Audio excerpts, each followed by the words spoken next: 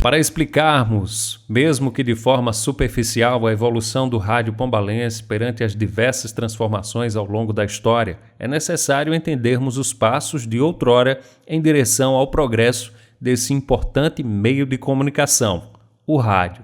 As difusoras instaladas na cidade de Pombal surgiram a partir de 31 de agosto de 1941 com a instalação da primeira difusora, a Amplificadora Difusora Pombalense, uma espécie de serviço de alto-falante da época. Até a década de 1960, já existiam difusoras de som instaladas em lojas e empreendimentos da cidade. O escritor e comunicador Clemildo Brunet Sá, de saudosa memória, relata em seu livro que em 1959 adentrou numa emissora de rádio pirata, aqui em Pombal, que funcionava no primeiro andar do Grande Hotel e passou a trabalhar como controlista. Em 1966, Clemildo Brunet fundou no mercado público um serviço de difusora com alto-falantes espalhados pela cidade e, ao mesmo tempo, fazia as transmissões em ondas curtas para os aparelhos de rádio, operando de forma clandestina, cujo nome era A Voz da Cidade, sendo fechada por sua vez em 1968 e retornando a operar em seguida apenas como serviço de alto-falantes com outra nomenclatura, Lorde Amplificador, perdurando até 1985. A rádio Voz da Cidade e o Lorde Amplificador foram a escola para grandes nomes da comunicação pombalense e paraibana, com passagem e atuação em emissoras de rádio da cidade e também outras localidades. Minha mãe teve 18 filhos. E era uma coisa assim, porque eu sou o mais novo, eu tenho 70 anos e sou o mais novo.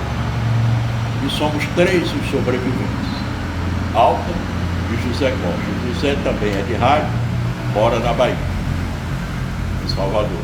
E minha irmã é professora aposentada da Universidade Federal da Paraíba. Desses 18, aqui no sertão tinha a máxima, né?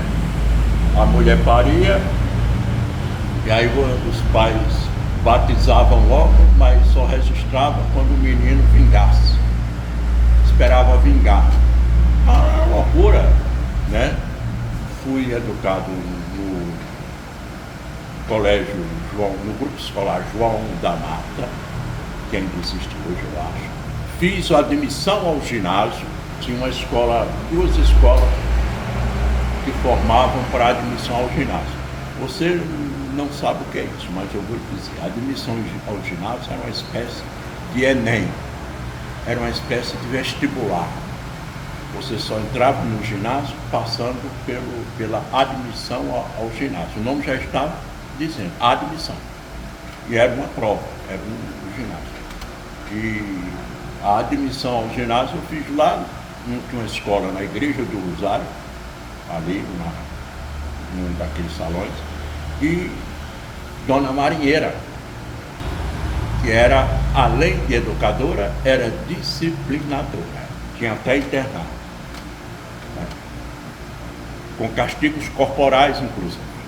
E eu fiz a admissão ao ginásio para o seminário Nossa Senhora da Assunção, em Cajazeiras. Eu fui para o seminário, para a gente adiantar as coisas, em 1966, aí fui seminarista até 69. E aí fui para o ginásio diocesano de Pombal, para fazer o 3º ano lá, que era o 1º, 2º, 3º, no ginásio diocesano, que hoje não existe mais. Pombal, nós temos essa vocação, digamos assim, do já teve, né?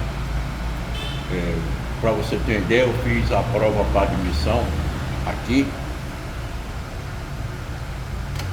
tinha um auditório com 700 lugares.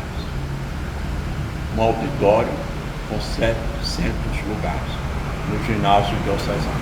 Era um ginásio que tinha quadra, padaria, impressora, né, gráfica, né, e tinha um auditório com 700 lugares. Né. E esse ginásio desapareceu, como desapareceram outras referências da geração de 1960. Cinelux desapareceu, nem existe mais, nem fisicamente, que era uma referência, eu digo assim, uma referência afetiva, entendeu? Aí você chega no século XXI, até o Bar Centenário não existe mais. Eles dizem que está fechado. Que era a nossa referência. Quando eu voltei do seminário, né, aí fui direto para o ginásio aqui, e resultado.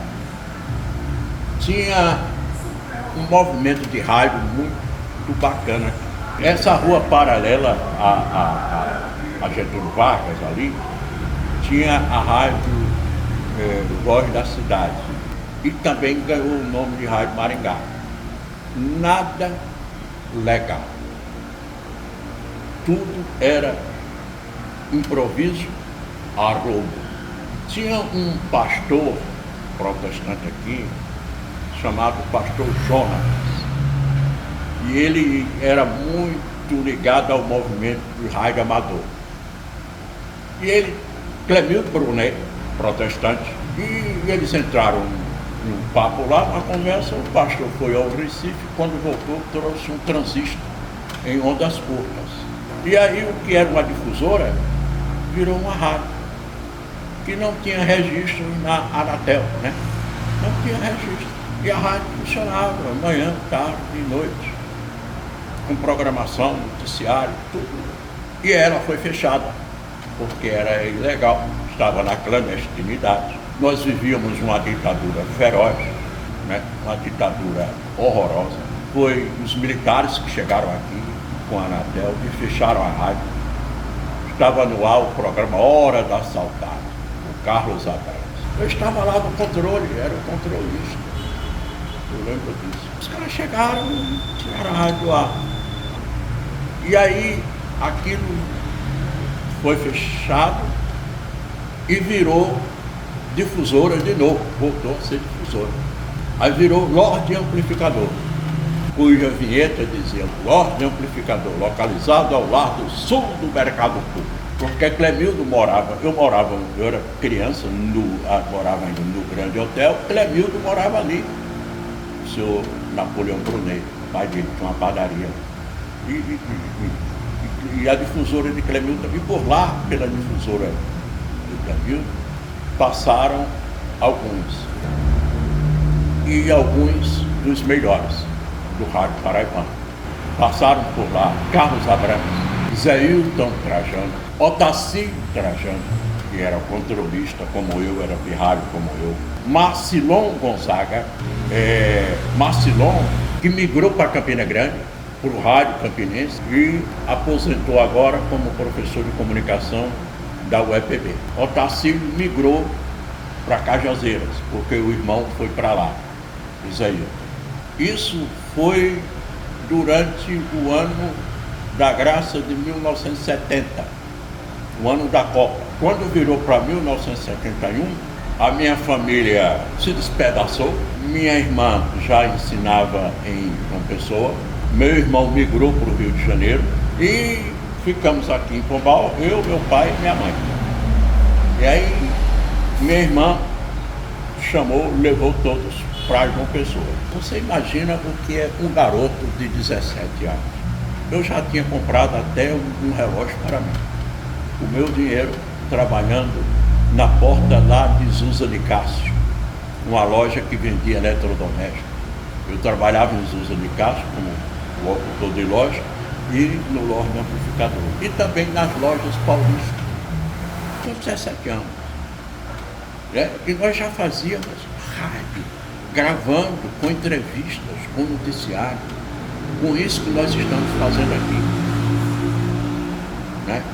Até cobertura policial nós fazíamos. Eu sou Genival Severo, figura muito conhecida aqui na cidade. Fui funcionário público do Judiciário Pombalense, fui técnico judiciário, sou aposentado. E também passei pela radiofonia pombalense e ainda faço alguma coisa já, algum programa de forró, como eu sempre fazia. Ainda, o povo não me esquecia, né? Você saiu do rádio, você saiu da mídia, acabou, né? Ninguém lembra mais de você. Eu sou essa pessoa que eu morava em São Domingos, nasci lá, Vim para Pombal aqui na 64, mais ou menos, uns 13 para 14 anos, e aqui fiquei até hoje. Só nessa rua aqui, onde você está aqui comigo, eu já tenho mais de meio século, né? Mais de 50 anos que eu moro aqui nessa casa. Depois eu me casei e passei para aquela outra casa ali, mas meu domicílio sempre foi isso aqui. Então eu comecei nas antigas difusoras. Naquela época, 64, quando eu cheguei aqui, eu conheci um amigo, Clemildo Duné, que faleceu há pouco tempo, e ele, um pouco mais novo do que eu, uns 2 anos, 3, era locutor de uma difusora. O nome da difusora era Rádio Difusora Maringá. Sempre esse nome Maringá sempre foi envolvido, ligado com o Pombal, né? Aí dali eu comecei junto com ele, né? Falando de difusora, que são aqueles projetores de som. Eu acho que você já ouviu por aí afora em algum lugar, ou aqui mesmo. E eles eram colocados na parte mais alta dos prédios da cidade, com o mercado público, um sobrado que tinha ali, onde hoje é a casa de Raimundo Freitas, né, aquele negócio ali. Tinha o outro lá no Bar Centenário, esse do mercado público, o outro perto do açougue. Então esse pessoal, essa difusora se radiava, quem transmitia as notícias de delegacia, convite de missa, enterro, esse negócio todo, notas da prefeitura, anúncio, esse negócio todo. Eu nasci ali, né? No sistema de comunicação. As difusoras, elas não tinham programação, sabe? O locutor falava, fazia um comercial e tocava música, sabe? Era assim. Tinha aqueles comerciais, aquele negócio, fazia aquele texto, sabe? Tudo era lido porque não tinha gravador, não tinha nada. Era tudo lido. O locutor da difusora, ele lia os textos, 2, 3 textos, aí tocava a música. Vamos terminar a música do mesmo jeito. Continuava, quando lia aqueles comerciais tudinho, aí voltava, né? Para tocar música era tocar disco, né? Era como tocar disco. O da difusora, ele mesmo botava o disco, sabe? Botava o disco, os LPs, aí mesmo colocava o disco e falava tudo, entendeu? E na época não tinha zoada na cidade, ninguém tinha toca-fita em carro, era um silêncio total. Então o povo costumava ir lá para a Coluna da Hora, porque tinha um alto-falante ali perto do Bar Centenário que para cá do vacinando um poste, direcionado para a praça. Aí eu ficava muito sentado aí na Coluna da Hora para ouvir a música que ele gostava. Que saía no ar, naquele tempo era Orlando Dias, Valdir, Soriano, aqueles cabas, sabe? Então era um silêncio total, ninguém perturbava, não tinha carro para fazer zoada. Os proprietários, o carro da época era Jeep, aquele Jeep quadrado que era mais propriedade, né? Já sabe, né? Quando era aquilo. Aí eles guardavam lá, desse negócio de dar filho para andar, não. Já a rádio AM, ela tinha 2 tocadiscos e tinha 2 gravadorzinhos de fita cassete, né? Os gravadores de fita cassete eram exatamente para rodar as propagandas. Hoje é diferente, né? Computador. Mas ali tinha um controlista que ele tocava os comerciais naquele gravador. Tinha uma cartucheira assim, que ele chamava de cartucheira assim, para colocar as fitas cassete. Aí em cada fita daquela tinha uns 3 comerciais ou 4, né? Aí terminava, ele puxava o outro, tirava e botava, né? Mesma coisa do outro lado. Agora na rádio FM, aí já existia a internet.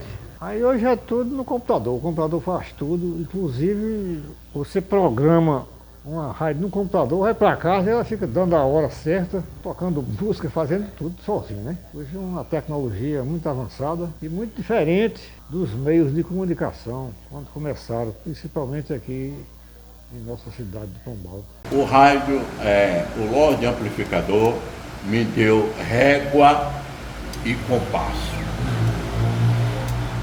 Porque, veja só, tinha um programa à noite, tu sabe que os melhores locutores de rádio, eles têm um horário da manhã, um horário da tarde, à noite os locutores, os melhores iam namorar ou ficavam em casa com suas famílias e aqueles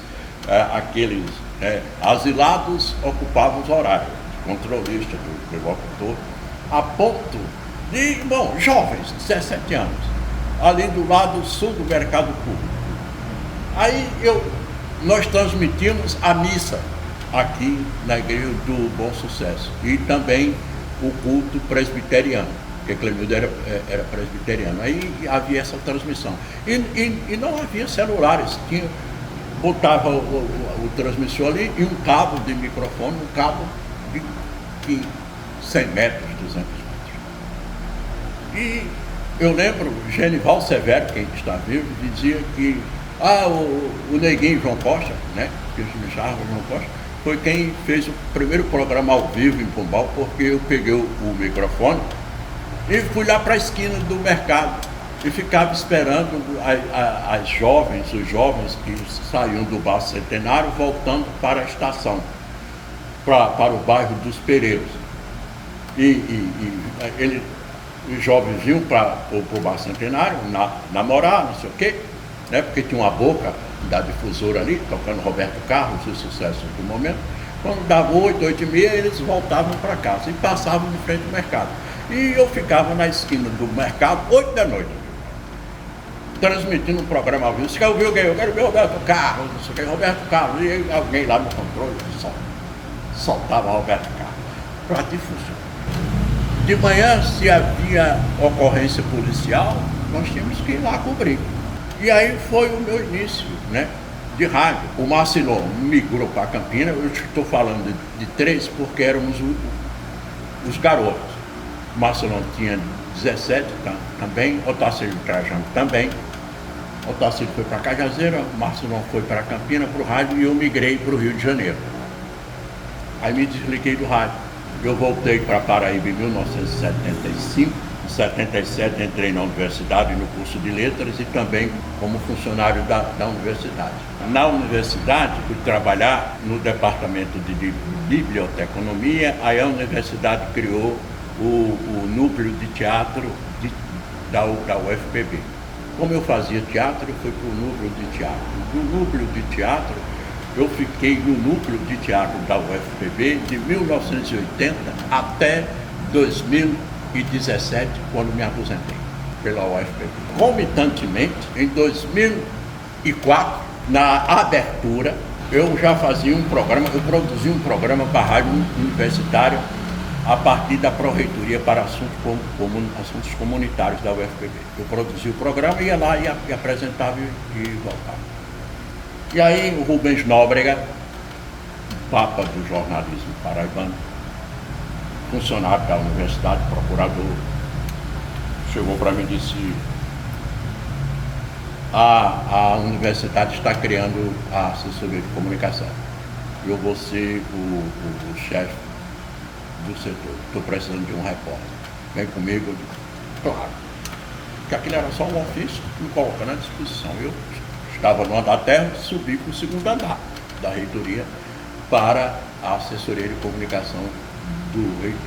Tinha 2 funcionários, o coordenador, que era Rubens Nóbrega, eu, que era o repórter, e uma secretária. E aí, de repente, o Rubens Nóbrega assume a editoria-chefe, editor-chefe do jornal Correio da Paraíba. E aí o Rubens Nóbrega, em 84, chega para mim e diz: estou precisando de um chefe de reportagem, você vai comigo. Aí eu disse: caramba, eu só tenho um programa de rádio, eu produzo rádio, mas para ser pauteiro, chefe de reportagem, ele disse: sim, eu estou precisando de um chefe de reportagem e de um editor setorial. E ele assumiu a editoria do Correio da Paraíba e eu fui ser o que chamam hoje de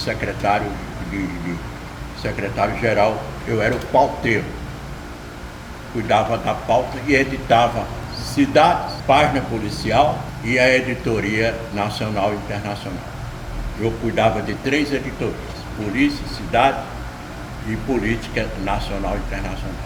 Isso durou de 2004, aí eu fui demitido, aí voltei em 2005, passei 6 meses, aí teve uma confusão que eu não lembro mais, eu fui demitido, não assinaram nem minha carteira, porque não deu tempo. Aí me chamaram, aí eu reassumi o mesmo posto e fiquei de 1985 ao ano 2000, como editor de polícia. Em 1988, 86 e 87, a Constituinte foi em 88, Luiz Otávio Amorim tinha um programa Correio Debate.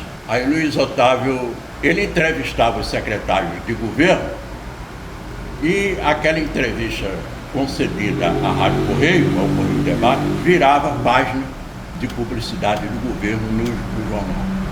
Então eu subia da redação para a rádio, acompanhava a entrevista do secretário, transcrevia a entrevista e era a página que o jornal publicava no domingo ou no dia seguinte. Como os secretários de Estado iam 1 ou 2 vezes por semana, eu estava sempre subindo para acompanhar a entrevista no Correio Debate. Aí Luiz disse, bom, a partir vamos fazer o seguinte, você vai ficar com a produção do programa. E aí eu passei a acumular editor de polícia, de cidades e de nacional no jornal Correio e passei a ser o pauteiro do programa Correio Debate. E também na mesa de entrevistadores, no Correio Debate, de 1987, 88, até o ano 2000, no Correio Debate. No ano 2000, eu fui demitido. Eu fui demitido. Isso, como era funcionário da universidade, trabalhava no rádio, porque como técnico da universidade, eu tinha 6 horas de trabalho na UFPB, então eu tinha tempo para acumular na iniciativa privada. Por isso, eu tinha a minha atividade de teatro na universidade, produzindo espetáculos, fazendo espetáculos, e, ao mesmo tempo, como editor setorial do Jornal Correio e do Correio Debate. Eu saio no véspera de finados do Sistema Correio, né? Numa quinta-feira. Na segunda-feira eu já estava empregado num site chamado WSCom. Eu fui para o WSCom. E já em 2001, né? Foi o ano 2000, virou aí 2001 no WSCom. Aí eu comecei como repórter de política no WSCom. Naquele momento eu não acreditava na internet. Só vim acreditar na internet em 2003, quando foi assassinado o prefeito de Santa Luzia, Tom Moraes. Eu fui cobrir o que ocorreu lá e, de repente, tudo que eu publicava no WSCom, no outro dia tinha as pessoas com a folha xerocada, uma cópia, porque não tinha smartphone. Os computadores eram 386. Não tinha celular, os celulares eram 30, aquele horroroso, né? Aqueles tijolões. E quando eu olhei no outro dia, as pessoas lendo a matéria do WSCom, cópia e xerox. A matéria que eu tinha feito no dia anterior, foi a internet do pessoal, né? Cópia e xerox. Né? E eu fiquei no WSCom do ano 2001 até 2004. No 2004 surgiu um portal chamado paraíba.com.br. Aí eu saí do WSCom, fui para o paraíba.com.br. Aí eu fiquei no paraíba.com.br como repórter de política, cobrindo. Olha, eu saí da página de policial para cobrir política.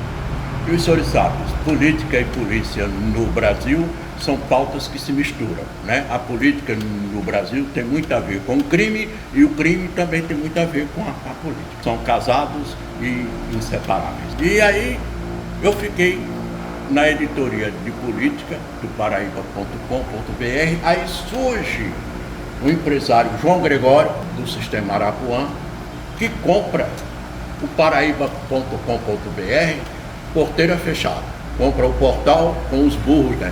E aí eu fui no pacote, na reunião lá, aí com o João Gregório, o proprietário do Sistema Arapuã, e João disse, bom, eu digo, qual vai ser o meu papel aqui? João disse, não é isso, portal, produzir para o portal, e não só para o portal, você agora vai trabalhar para o Sistema Arapuã, então você vai produzir para o sistema. Foi o que ele disse, e eu digo, é isso, né? E aí o Rádio Arapuã Verdade botou no ar 2 comunicadores procedentes de Cajazeira, Nilvan Ferreira e Fabiano Gomes, para apresentar o Arapuã de meio-dia. Eu chego lá no Arapuã pensando que ia para o portal e João Gregório me manda subir. Nilvan numa ponta, Fabiano Gomes na outra, e o João Gregório disse, senta aí, você está na banca. Foi um choque. E aí o programa bombou. Nilvan Ferreira era coadjuvante, Fabiano era o âncora principal e eu era a pessoa que botava a catinga.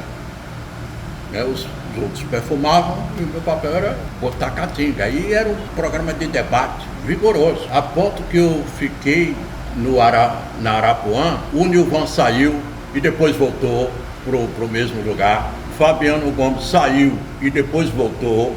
E eu no mesmo lugar. E aí eu no programa de meio-dia da Arapuã. E aí João Gregório disse, você não vai fazer só o programa de meio-dia, você vai para o programa da noite com Antônio Malvino. Aí eu fui para o Arapuã à noite, né, de 6 da noite. E aí eu criei um quadro às 6 da noite chamado A Última do João Costa. Tinha um noticiário que ia até 3 minutos antes da Voz do Brasil, e antes da Voz do Brasil, o Malvino anunciava. E agora a última do João Costa. Eu produzia notícias bizarras. Bizarrice, que hoje virou qualquer luxo na internet. Eu tinha que todos os dias produzir uma história. Muita pornografia. Era um programa que ficou literalmente pornográfico. De uma audiência tremenda. O Malvino narra que diz o João Costa para maneirar, porque é o horário que eu estou levando as crianças e a esposa do trabalho para casa. E quando eu quero ouvir a última, mas tem hora que eu tenho que baixar o volume para a criança não escutar. E aí, evidentemente que essa coisa tomou conta, aí esse quadro saiu do ar, né?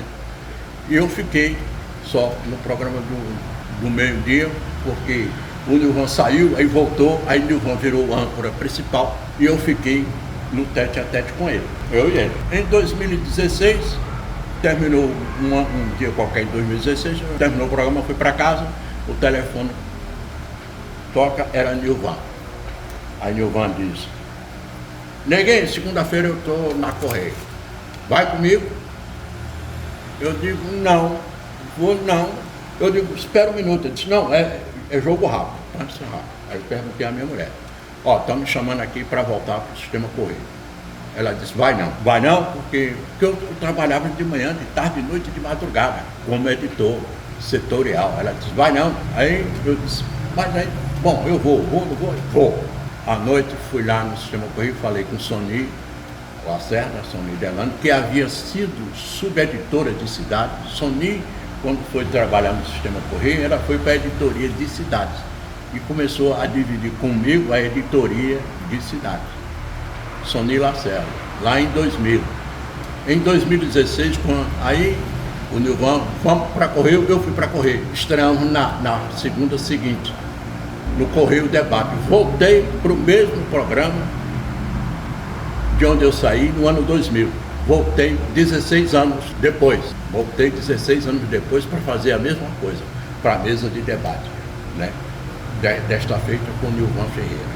E fiquei no Correio Debate até a pandemia. Na pandemia fechou tudo, foi aquela ditadura sanitária no mundo inteiro, de isolamento.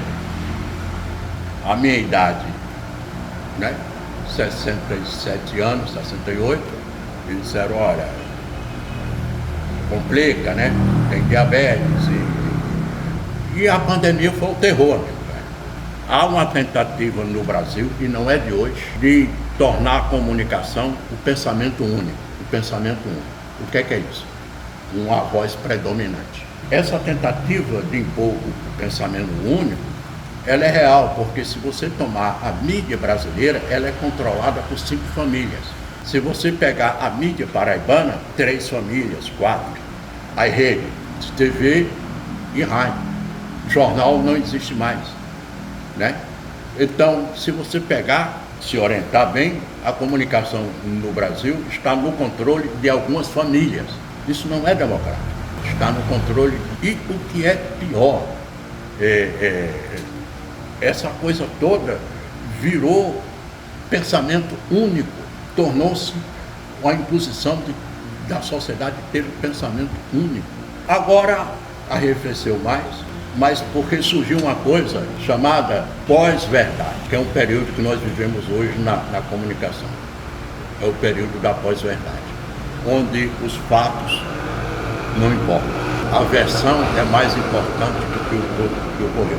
Então, isso abre um espaço porque a imprensa brasileira, ela tem 3 pilares: a mentira, a meia-verdade e, eventualmente, a verdade. Mas o foco do noticiário brasileiro é sempre porque o jornalismo é interpretativo, deixou de ser factual e virou um jornalismo de declaração.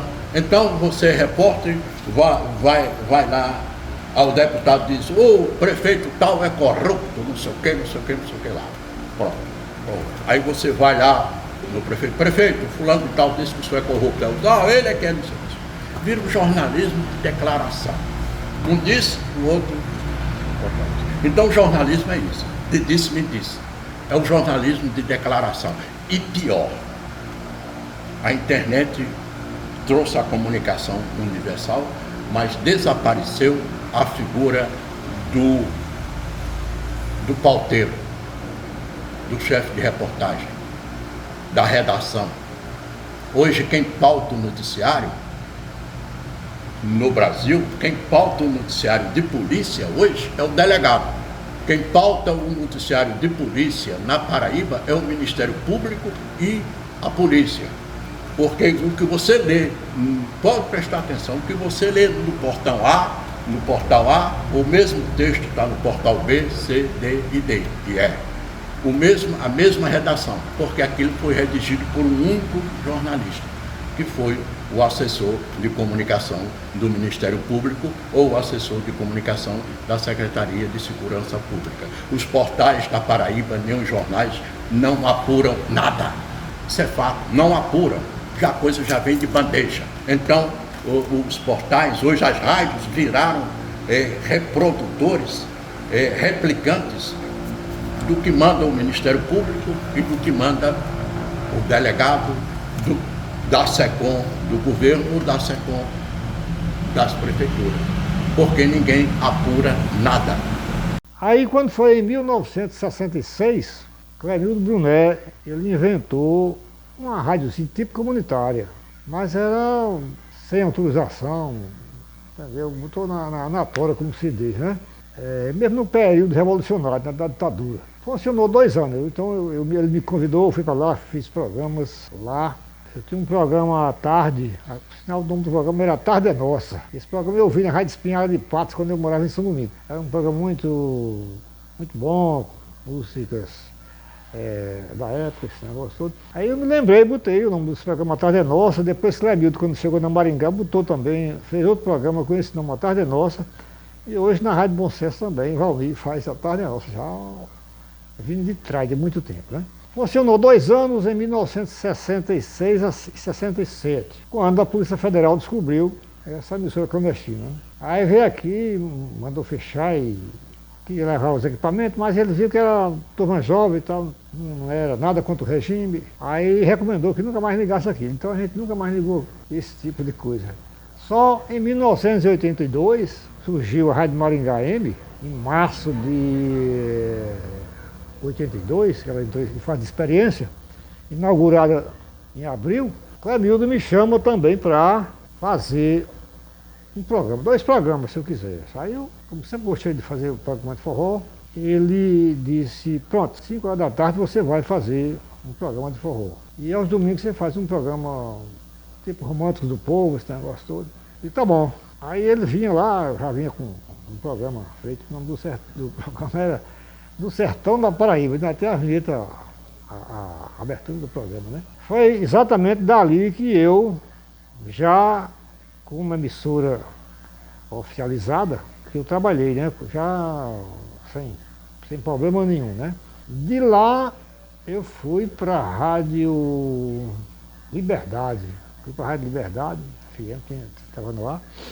Fiz também lá um programa. Depois levei ao Olímpio, mas o deputado Clerô comprou a Rádio Bom Sucesso. Então eu fui para a Rádio Bom Sucesso fazer também o mesmo programa na AM.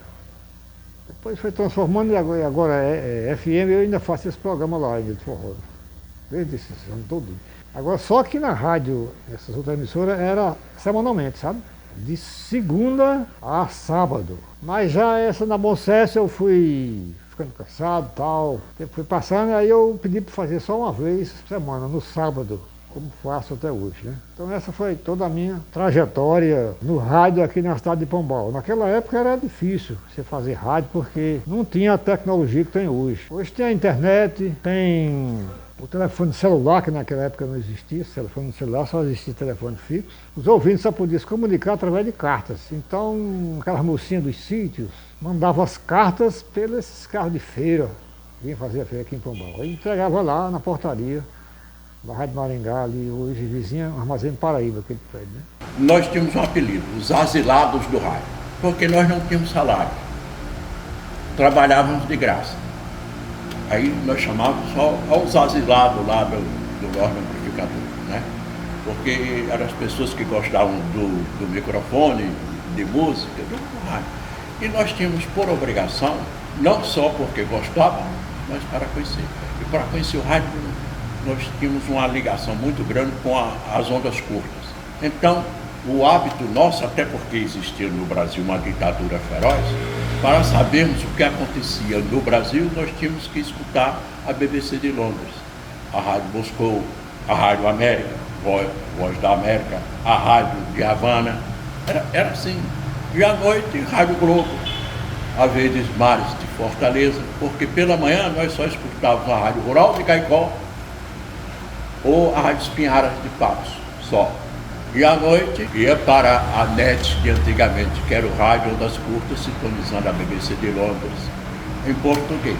E como é que nós produzimos notícia? A Gaivota era uma empresa, hoje tem uma empresa hoje que chama Guanabara, né? Lá nos anos 70 tinha uma empresa chamada Gaivota. Uma chamava-se Gaivota, a outra Andorinha. Andorinha circulava à noite e a Gaivota de dia. E nós esperávamos o ônibus da Gaivota. O ônibus da Gaivota chegava de João Pessoa aqui, 1h mais ou menos, para Cajazeiras. E quem apresentava o noticiário era Eurivo Donato. Eurivo Donato, uma voz belíssima. Quando não era Eurivo, era o irmão do Otacílio Trajano. E era assim, eu era o controlista, e aí dava 1h50, me mandavam para o ponto do ônibus, que era de frente ali, tinha uma sorveteria ali, parava ao lado da sorveteria, eu ficava esperando o ônibus da Gaivota, no centro de Pombal, ficava ali esperando. E aí chegava, o jornal só ia para o ar quando o ônibus da Gaivota chegava. A sorte é que o ônibus chegava no horário e tal. Eu chegava de 2 horas, eu pegava o jornal, a União ou o Norte, né, e chispava, né, para ali por ordem amplificador. E já chegava esbaforido, jogando o jornal, e o Eurivo Donato já ia abrindo o jornal, porque às vezes não dava nem tempo de passar para a máquina de escrever. Aí ele dizia, o repórter Carvatra, uma coisa assim, e aí a guerra do Vietnã, né, começava pelo noticiário internacional, e aí nós começávamos nós éramos familiarizados com a guerra do Vietnã, porque o noticiário começava, Saigon, caças, bombardeio, B-52 bombardearam hoje o Hanoi, Raipong. Nós começávamos a falar vietnamitas, porque o noticiário era sobre a guerra do Vietnã, a guerra era do Vietnã. Então, o noticiário era Roé amanheceu hoje sob bombardeio. E era uma coisa familiar. Nós falávamos de Hue, de Saigon, de Phnom Penh, porque era um noticiário da guerra, do Vietnã, que impactou o mundo e, por incrível que pareça, impactava o interior do Brasil, porque aqui foi uma época que vocês não lembram, quem lembra e lembra pouco, de uma coisa chamada Aliança para o Progresso. Já nada era Aliança para o Progresso. Era uma ajuda que os americanos, que são bonzinhos, né, um povo tão bom, amigo, que mandava comida para os países pobres, aliados, e mandavam para o Brasil óleo, leite, fubá, roupa. Quando você olhava as latas, tinha lá o United States of America, Forças Armadas, que era a comida que era produzida que eles mandavam para o Vietnã. O que sobrava ele distribuía com os países pobres, que eles chamavam de desenvolvimento aliados. Por sinal, eu saí do seminário Nossa Senhora da Assunção exatamente por conta disso, porque houve um 7 de setembro lá, e os seminaristas, os maiores do seminário maior, saquearam a despensa da Aliança para o Progresso para distribuir com o povo, porque a Igreja Católica fazia o seguinte, lá em Cajazeiras: fubá, leite, não sei o que, dava para os pobres, mas chocolate, pêssego, essa coisa toda ficava com o clero e com as pessoas no entorno da Igreja Católica. Isso revoltou muito os seminários. Tanto que houve um 7 de setembro lá, de novo o 7 de setembro, sempre, né? As pessoas desfilando lá, sempre o 7 de setembro. E aí se invadiu lá a despensa para dar comida para os pobres. E ao invés de dar fubá e leite, nós começamos a distribuir, eles, os maiores, começaram a distribuir chocolates, barras de chocolate, pêssego, queijos, que o povo não sabia nem o que danado era isso. E aí, quando a barra pesou, expulsaram os maiores, eu já estava entre o menor e o maior, estava envolvido nisso, e me mandaram de volta para casa. Isso em 69. Em 70 aqui, a Aliança para o Progresso tinha as semanas universitárias, e um projeto Rondon, que chegavam aqui dezenas de estudantes universitários, né, para esse intercâmbio. E aí que era uma mistura de projeto Rondon, Aliança para o Progresso, essa coisa toda. E era uma coisa efervescente. As semanas universitárias se constituíam nos eventos mais importantes de congraçamento da juventude. Era um evento exclusivo da juventude. Não era evento com dinheiro de prefeitura ou de governo. Não tinha dinheiro de prefeitura nem de governo. Tinha um jornal chamado O Pasquim, um jornal carioca, uma edição semanal. Era o jornal mais disputado do Brasil, porque era um jornal de análise, de literatura, um jornal de cultura, de análise internacional. E como nós vivíamos uma ditadura, era um único jornal que expressava o pensamento contrário ao regime. E nós líamos o Pasquim em Pombal. Os estudantes de Pombal que estudavam em João Pessoa, quando vinham para Pombal, traziam, na nossa expressão, um mói de jornais, o Pasquim. E nós líamos o Pasquim aqui em Pombal, que formou muitos jovens na época, porque primeiro tinha que saber ler para saber jornal. E primeiro não existia no Brasil esse fenômeno chamado analfabetismo funcional. Hoje os jovens leem e não entendem o que leem. Naquela época nós sabíamos ler, escrever, entendíamos o que estava escrito. E nós líamos o Pasquim aqui, líamos o Movimento, jornais que nem eram de esquerda, eram jornais que congregam. Para você ter ideia, no Pasquim para lá escrevia Milo Fernandes, Paulo Francis, analista internacional, Ziraldo, a nata do jornalismo brasileiro, escrevia para o Pasquim. E esse jornal chegava aqui em Pombal, através dos estudantes, através das semanas universitárias. Quando eu entrei na universidade em 1977, no curso de letras, as semanas universitárias estavam bombando. Pombal, Catolé do Rocha, Souza, Cajazeiras, eram todas assim na sequência, sabe? Período de recesso acadêmico. e mobilizava a cidade, porque não havia shows, bandas, essas coisas não tinha. O que tinha era som e iluminação psicodélica. Era o máximo que se tinha. Criaram uma associação aqui, eu lembro da AELP, né? A AELP eram entidades poderosas que também formadoras políticas, porque muitos estudantes que foram da AELP se tornaram prefeitos aqui, deputados, muitos, porque era a formação política também da juventude, não só do Pombal, mas do sertão inteiro. E isso, amigo velho, desapareceu, porque não há mais ambiente universitário no Brasil. O que nós temos hoje é um ambiente de formação profissional. Os estudantes entram num curso para tirar o seu diploma na vã esperança de entrar no mercado de trabalho. Mas não tem vida acadêmica, não há vida acadêmica, como havia anteriormente, com festas com caloradas e festas universitárias, que eram em cada cidade, com os alunos de cada cidade. E ali era a juventude, aqueles que tinham grana, né? Organizavam, fizeram carreira política, era uma coisa bacana, né? E trazia vida, não só social, como cultural. As semanas universitárias tiveram esse papel. E aqui em Pombal, muito importante. Isso desapareceu? Desapareceu. Como, eu não sei. A rádio oficial foi de 82 para cá, 1982.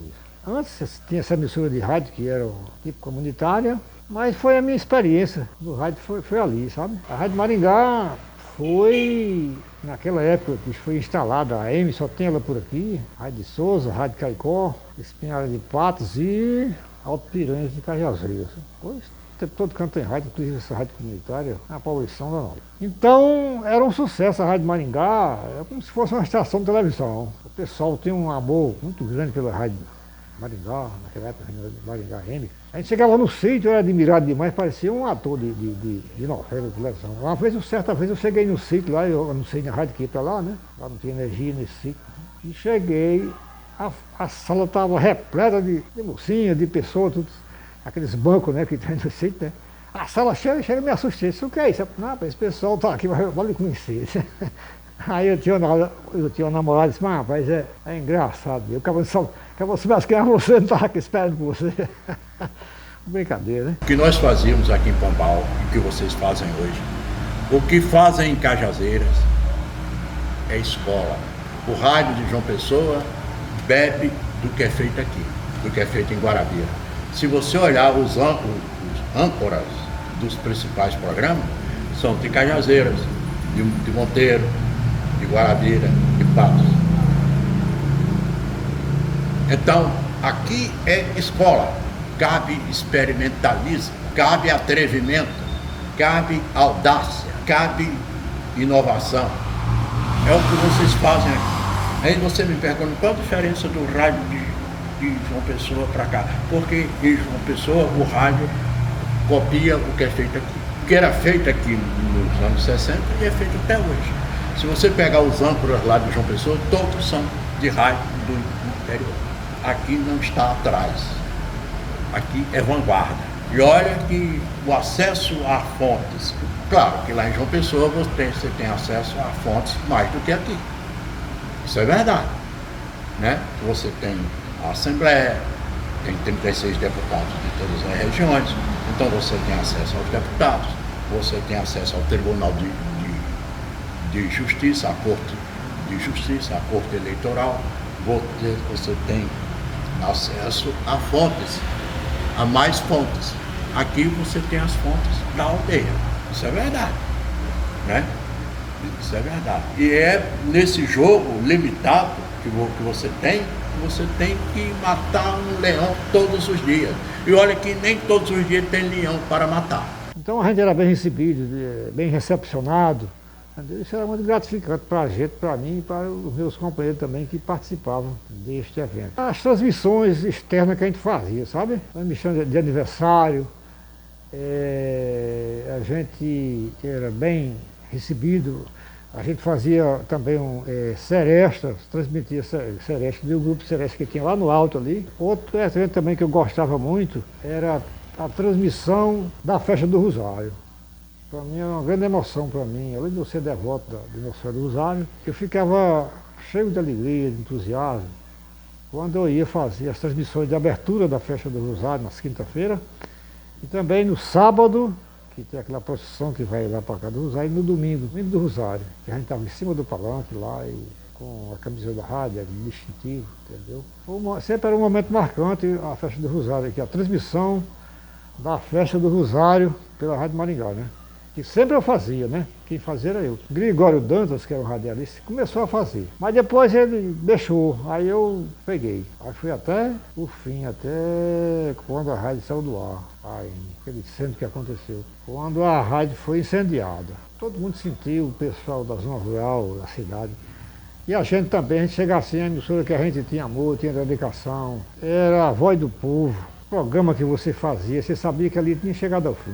Cheguei 5 horas da manhã, a minha irmã foi para a feira, chegou aqui e disse que a rádio estava pegando fogo. Eu corri, cheguei lá, a rádio fechada e a fumaça saindo pelas brechas. E foi uma outra tristeza que eu já tive, uma decepção em rádio. Foi exatamente essa de ver a emissora tão querida pegando fogo, né?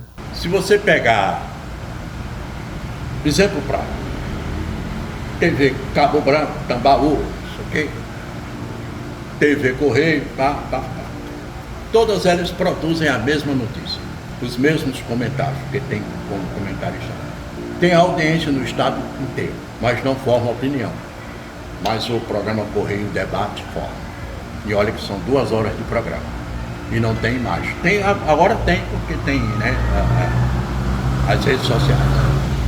A Arapuã, que tem menos audiência do que a Correio e do que a Cabo Branco, tem menos audiência e forma mais opinião do que a Correio e do que a Cabo Branco. A credibilidade do comentarista. Tanto é assim que os comentaristas, quando são demitidos da Arapuã, é porque certamente o Correio está levando para lá. Porque no meu caso e do Nilvan Ferreira, porque a gente bateu a Correio 2 anos seguidos no Ibope. Eu que fiz a Correio, foi lá e puxou, veio para cá. Então a equipe da Arapuã foi para Correio. E aí inverte, a equipe da Correio vai para Arapuã. Porque elas brigam pela audiência, porque formam uma opinião. Aí o que você disser na TV Cabo Branco, na TV Tambaú, tudo isso é importante. Tem feedback? Tem. Mas não forma a opinião que o rádio criou, né? Isso chama-se a credibilidade do veículo e a credibilidade do comunicador. Quando essas duas coisas estão casadas, juntinhas, e aí a audiência vai lá para cima, e aí diz, olha, o Alisson está dizendo isso. Não porque o Alisson disse aqui, né? Porque é o Alisson que é o âncora da credibilidade.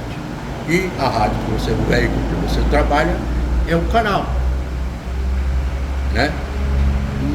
Ninguém diz a 140.8,9 está dizendo, não diz isso. As pessoas dizem, olha, o Alisson está dizendo isso. Mas porque é a sua responsabilidade. E você é um formador de opinião.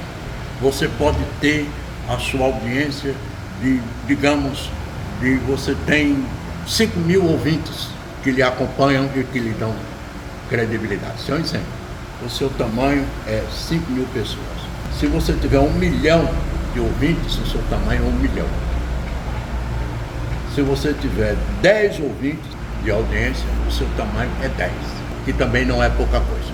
Se você diz, não, mas eu estou numa rádio que eu só tenho pouca audiência. Sim, mas é o seu tamanho. Neste latifúndio, é o que lhe cabe neste latifúndio, é a sua parte do povo. A credibilidade vem daí, entendeu? Dessa fatia que você, comunicador, constrói, o veículo consolida, né? E pulveriza a tua informação, a tua voz, a tua imagem para o Estado, para o Brasil e para o mundo.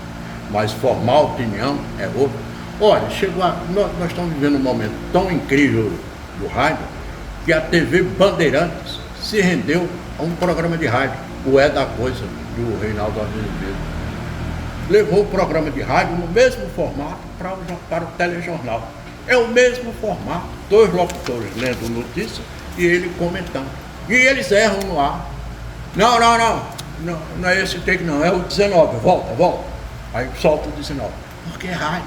E a credibilidade se manteve, porque você sabe que aquilo é um programa de rádio transmitido pela televisão, pela TV Bandeirantes. Você sabe que aquilo é um programa de rádio. O cara está lá com papel, o locutor está lá. Hoje não tem mais papel, está para eletrônico, né? Mas está produzido. É rádio. Nesse caso específico, a Bandeirante sacou e não fez. Não, você vem para cá fazer um programa de telejornal. Não. Traz o programa, do jeito que o programa é aí, que vai para as redes sociais, né? YouTube, Facebook, o formato é o mesmo. E o apresentador não sai de casa. E os dois âncoras lá no estúdio lendo. Por que isso? Porque é um programa formador de opinião. Não é a coisa pastel. É isso, né? E hoje, se você pegar os telejornais, o Bom Dia, eles não têm nem criatividade. Quem criou esse programa foi um jornalista americano que chamava Bom Dia Vietnã. Tem até um filme. Aqui copiaram a mesma forma. Bom Dia Brasil. Pronto. Se o cara dava Bom Dia Vietnã, vamos copiar o Bom Dia Brasil. Aí tem Bom Dia Brasil, Bom Dia Paraíba, Bom Dia Pombal. Nada se cria, tudo se copia. E não é pecado. Se você copia uma coisa boa, bacana. Mas a formação da opinião, isso é fundamental. E o rádio ainda forma opinião. Tem países aí que estão pregando a morte do rádio. Não sei onde, também não sei se é verdade. Mas o rádio ainda vai virar no século XXI. Até porque se tiver algum pane não sei onde, a gente volta pro rádio. Não tem mais aquele formato do espetáculo da notícia, né? Porque hoje você vai apresentar o seu programa de rádio, você está preocupado com a câmera que está transmitindo para o Facebook e YouTube. Isso é muito ruim, porque você fica com medo de improvisar e com medo de errar. E você vai se uniformizando, virando pastel, porque você está preocupado com o terceiro olho. Você diz, não, porque estão me vendo pelo Facebook e YouTube a imagem. Mas a tua credibilidade está no interior do Uber, do táxi, do ônibus, do restaurante, da padaria, o ouvinte que está indo para casa almoçar, está escutando o Alisson. Esse é o ouvinte qualificado. É aquele que liga o rádio para te ouvir. Bota aí que o Alisson vai entrar o programa do Alisson. E olha que o programa não vai estar bom todos os dias, né? Tem dia que o programa está um cocô, né? Você diz, o programa está horrível. Mas você não produz ouro todos os dias. Eu trabalhava no cartório, mas aí quando dava 5 horas, tinha um fórum provisório que era ali, hoje onde é o Maringá Shopping, sabe? Era ali. Então eu trabalhava com o juiz, fazendo as audiências. O juiz ditava para mim, naquele tempo era datilografado, uma máquina de datilografia. Fazia as perguntas, a testemunha, a vítima, o réu, aquele negócio todo, eu tinha que datilografar ali. O juiz ditava para mim, fulano e tal, que disse que não estava no momento da confusão, não sei o que, não sei o que. Sim, aí quando dava 5 horas, geralmente as audiências iam até 4, mas quando se estendia até 5, aí tinha um colega meu, do cartório, que naquela época aí, o juiz e os processos eram tudo dentro do cartório. O fórum lá era só para fazer as audiências, o prédio assim. Mas processo, inventário, processo crime, interdição, tudo era dos cartórios, né? Aí um colega meu, quando faltava 10 para 5, eu chamava ele, digo, tu fica aqui fazendo o resto da audiência que eu vou fazer meu programa ali. Era assim esse negócio. Mas geralmente 4 horas terminava as audiências, mas quando se estendia... Bem, aí tinha uma audiência criminal. O cabra tinha um réu lá que deu um tiro de 12 no outro lá, não, do sítio, sabe? Arrancou a boca, tudo, é a coisa mais feia do mundo. Ele andava com o negócio coberto. Veio para essa audiência, veio o réu e as testemunhas. A audiência terminou 5 horas.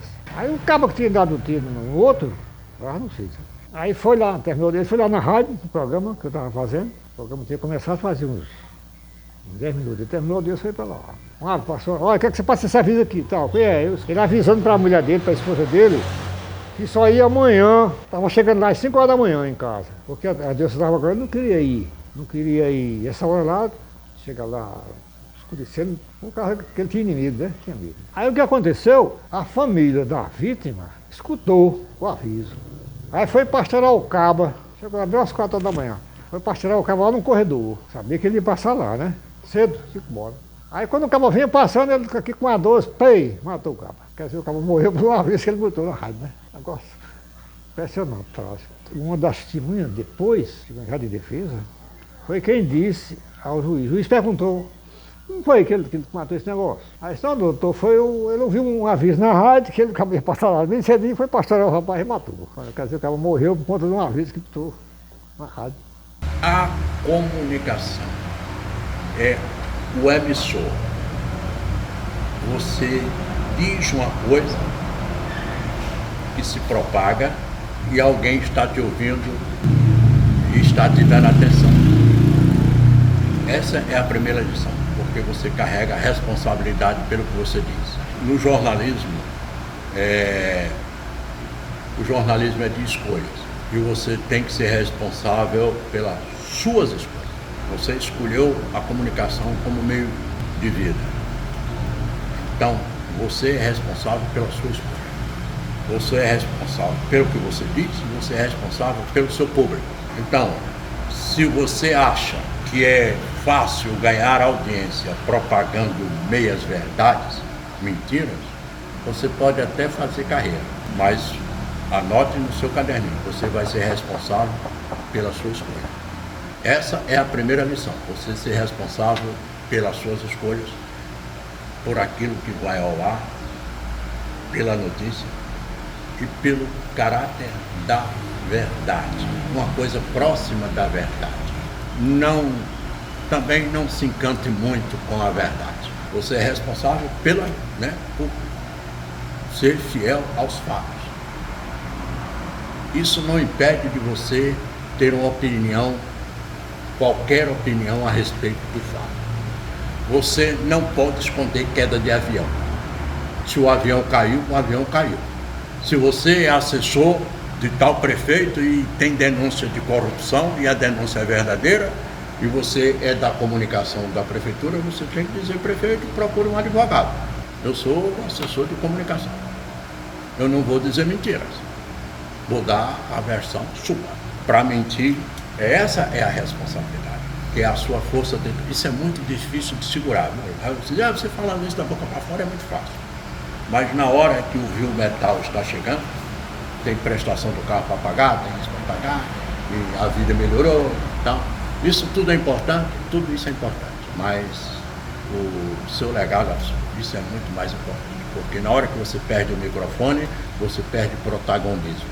Na hora que você perde o vídeo na TV, você perde protagonismo. Então, tenha consciência disso.